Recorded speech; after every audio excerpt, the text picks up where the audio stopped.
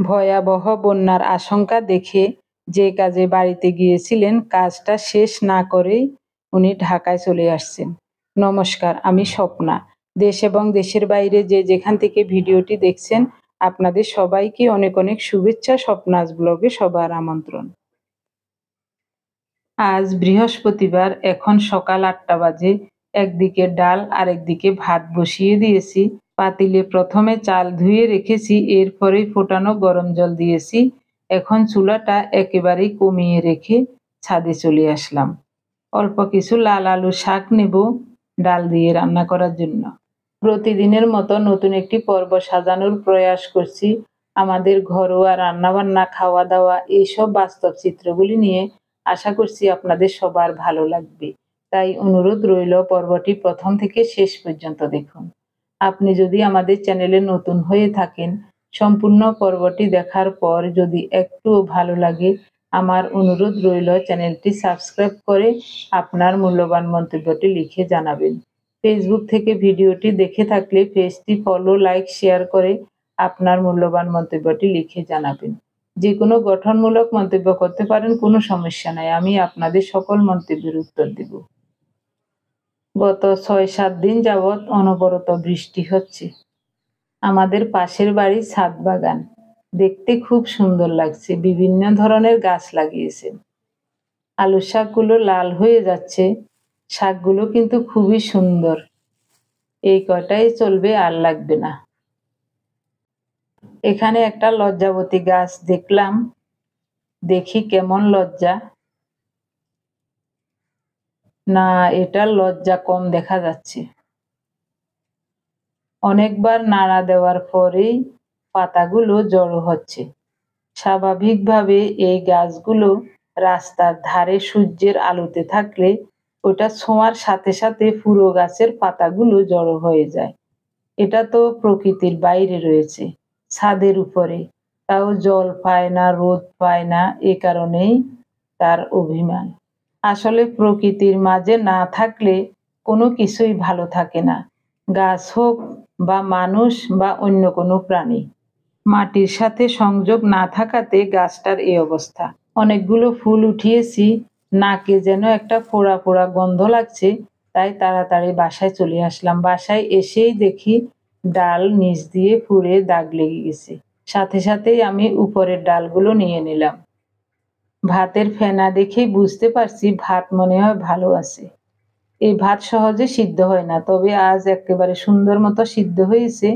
এখনই মাড় গেলে নেব আর ডালে আবার জল দিয়ে সিদ্ধ হতে বসাবো।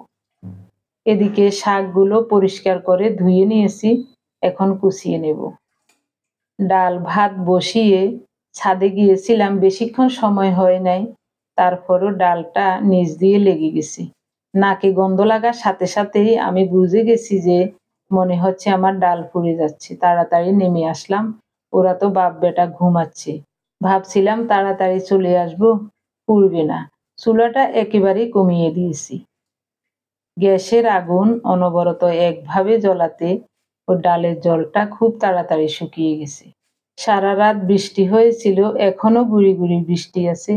তো উনি 10টা-11টার দিকে বাজারে যাবেন, তাই ভাবলাম সকালবেলায় রান্নাটা সেরে নেই, কয়েকটা পাতা নিয়ে আসি ছাদ থেকে। এভাবে চুলা জ্বালিয়ে যাওয়াটা আমারও উচিত হয় নাই। যাই হোক, এইসব ভুল থেকেই মানুষের শিক্ষা হয়। আর কোনোদিন চুলা জ্বালিয়ে কোনো দিকে যাব না। একটা বড় সাইজের রসুন ছেঁচে খোসা ছাড়িয়ে নিয়েছি, কয়েকটা কাঁচামরিচ কেটে নিয়েছি। ফ্রিজে 2 পিস রুই মাছ আর একটা মাথা আছে, মাথাটা কেটে ছোট ছোট টুকরো করে নিয়ে এখন কোনো রকম রান্না করি। বাজারে গেলে মাছ আনবে, কি আনে দেখি, তারপরে অন্য কিছু করে নেব। ডালে জল দিয়ে আবার সিদ্ধ করে নিলাম, খুব সুন্দর মতো সিদ্ধ হয়ে গেছে।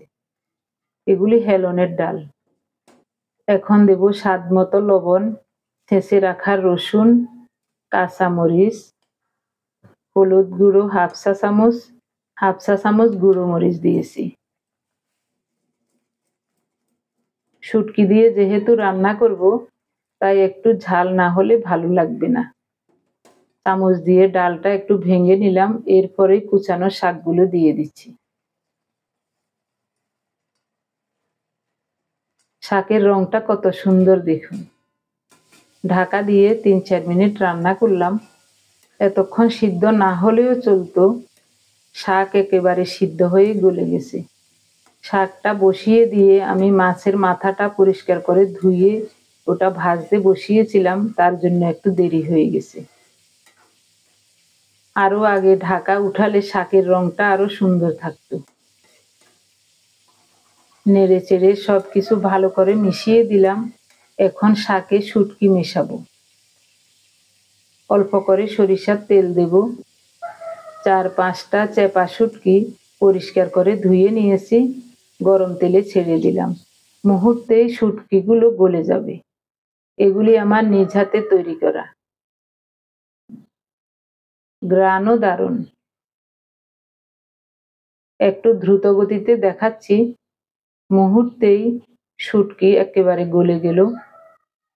এখন উপর দিয়ে শাক দিয়ে দিলাম।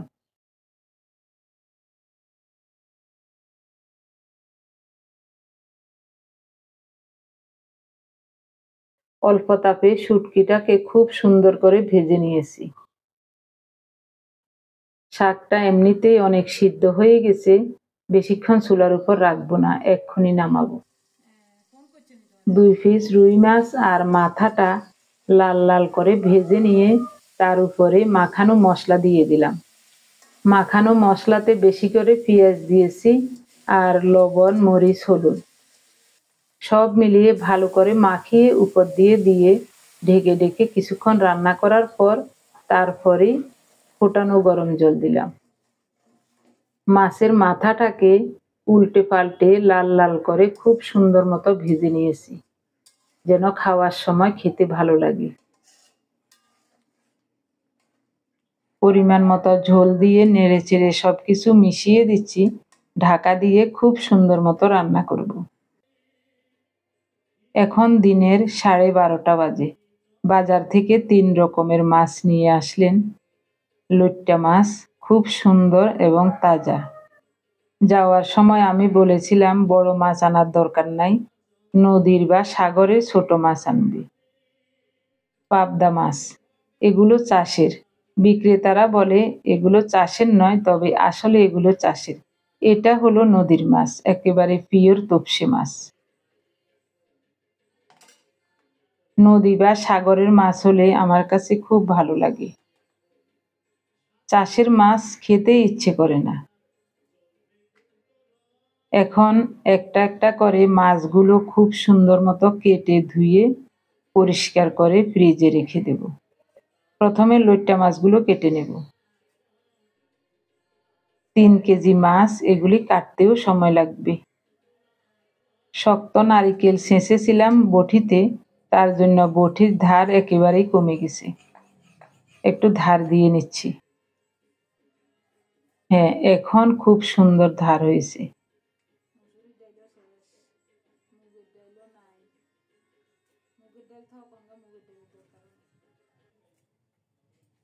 লইট্টা মাছ, পাবদা মাছ কাটা হয়ে গেছে।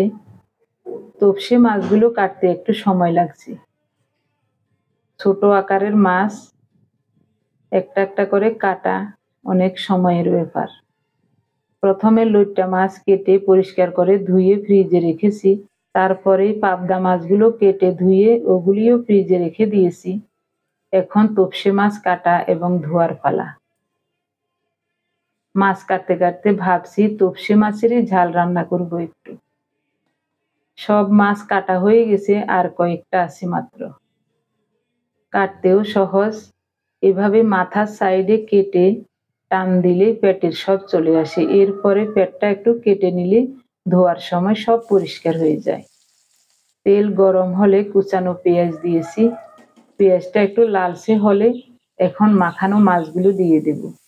অল্প কয়টা তপসে মাছ, কুচানো পেঁয়াজ, লবণ, হলুদ আর গুঁড়ো মরিচ দিয়ে ভালোভাবে মাখিয়ে নিয়েছি। এভাবে করে উল্টে পাল্টে একটু ছড়িয়ে দেব। তারপরে ঢাকা দিয়ে অল্প তাপে ঝাল রান্না করব।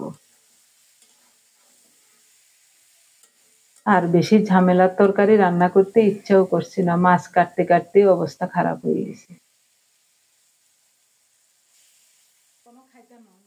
গতকালের একটু ডাল রান্না করা আছে, খাওয়া হয়ে যাবে।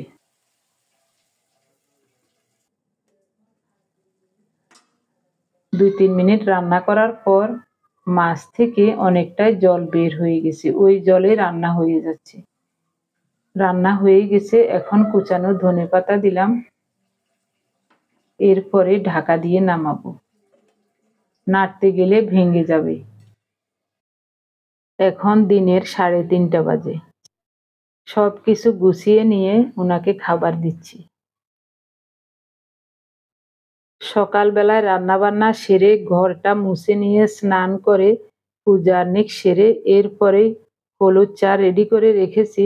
উনি বাজার থেকে আসার পর আগে হলুদ চা দিয়েছি, পরে একটা আম কেটে দিয়েছি। আমি কিছুই খাই নাই, আজ গুরু পূর্ণিমা, একটু উপবাস থাকার চেষ্টা করছি, দেখা যাক।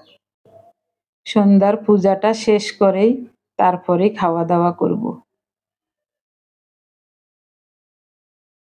আমার ক্ষুধা লাগছে না, কোনো সমস্যা হচ্ছে না আমার। উনি শুধু বারবার বলছেন খেয়ে নাও খেয়ে নাও, আমি বলছি না, এখন খাবো না, আমি সন্ধ্যার পরে খাবো। অনেকগুলো ছোট মাছ কাটা, ধোয়া, রান্না করা, খাওয়া দাওয়া দেওয়া। তো ওনার খাওয়া দাওয়া শেষ হলে সবকিছু ধুয়ে মুছে পরিষ্কার করে আবার স্নান করব। এরপরেই সন্ধ্যার পূজার্নিক শেষ করে তারপরে আমার খাওয়া হবে। সন্ধ্যার পরে কি খাবো এখনো ভেবে দেখি নাই, ঘরে অনেক কিছুই আছে, দেখা যাক, সামান্য কিছু খেলেই হবে।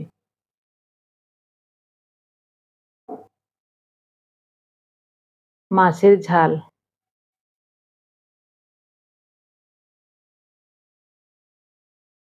এক্ষুনি চুলা থেকে নামিয়ে আনলাম।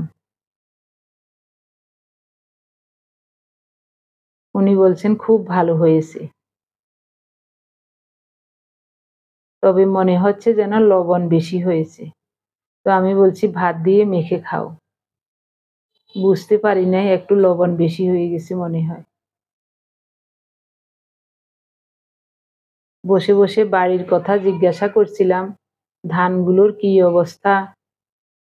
তো উনি বলছিলেন আমাদের বীজ বপন করার কথা ছিল সেই সোমবারে, ধানের জ্বালাও চলে আসছে, তো বৃষ্টির কারণে সোমবারে আর বসানো হয় নাই। মঙ্গলবারে অনবরত বৃষ্টি, তারপরে জল দেখা যাচ্ছে, জল বেড়ে যাচ্ছে। এখন যেই বীজতলাতে বীজ ধানগুলো বসাবে ওই বীজতলাও ডুবে গেছে। তো ধান এমনি সঞ্জয়ের কাছে আছে, সঞ্জয় সব দেখে শুনে রাখবে। 2-1 দিনের ভিতর সুযোগ পেলে ধানগুলো বসাবে, না হলে ওটা নষ্ট হয়ে যাবে, ফেলে দিতে হবে। এই বছরও হয়তোবা আর আমন ধানের চাষ হবে না, গত বছরও হয় নাই। এই সর্বনাশা বন্যায় আমাদের যে কি ক্ষতি হচ্ছে আমাদের ওদিকে সবার। এবার যদি আমন ধান রোপণ করতে না পারে, আমন ধানের চাষ না হয়, আগামী বছর থেকে মনে হয় আর আমন ধানের চাষ কেউ করবে না। ওই একবারেই ইরি ধানের চাষ করতে হবে, বিকল্প ব্যবস্থা করতেই হবে, কারণ মানুষকে বাঁচতে হবে। যেভাবেই হোক জমি তো আর ফেলে রাখা যাবে না। এভাবে 2-3 বছর যদি ফসলাদি না হয়, মানুষ কি খেয়ে বাঁচবে, কি নিয়ে বাঁচবে। এখন সন্ধ্যার আগ মুহূর্ত, সন্ধ্যা পূজার জন্য সব রেডি করে নিয়েছি।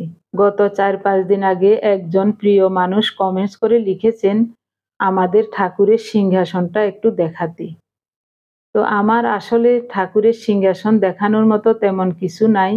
আমি যেরকম সাধারণ একেবারে সাদামাটা, আমার ঠাকুরকেও রেখেছি সাধারণ একেবারে সাদামাটা একটা পুরানো দিনের সিংহাসনে।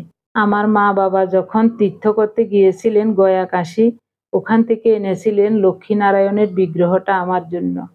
বাবা মায়ের দেওয়া শেষ স্মৃতিটা যেন মাথায় রেখে সারা জীবন পূজা করে যেতে পারি, এই আশীর্বাদ করবেন সবাই। আজ বৃহস্পতিবার, গুরু পূর্ণিমা, সবার জন্য রইল অফুরন্ত ভালোবাসা, শ্রদ্ধা এবং স্নেহাশিস। প্রিয় ভাই বোন বন্ধু স্বজন সবাইকে অজস্র অজস্র ধন্যবাদ, অভিনন্দন এবং কৃতজ্ঞতা জানিয়ে ভিডিওটি এখানেই শেষ করব। সবাই ভালো থাকুন, দেখা হবে আগামী পর্বে।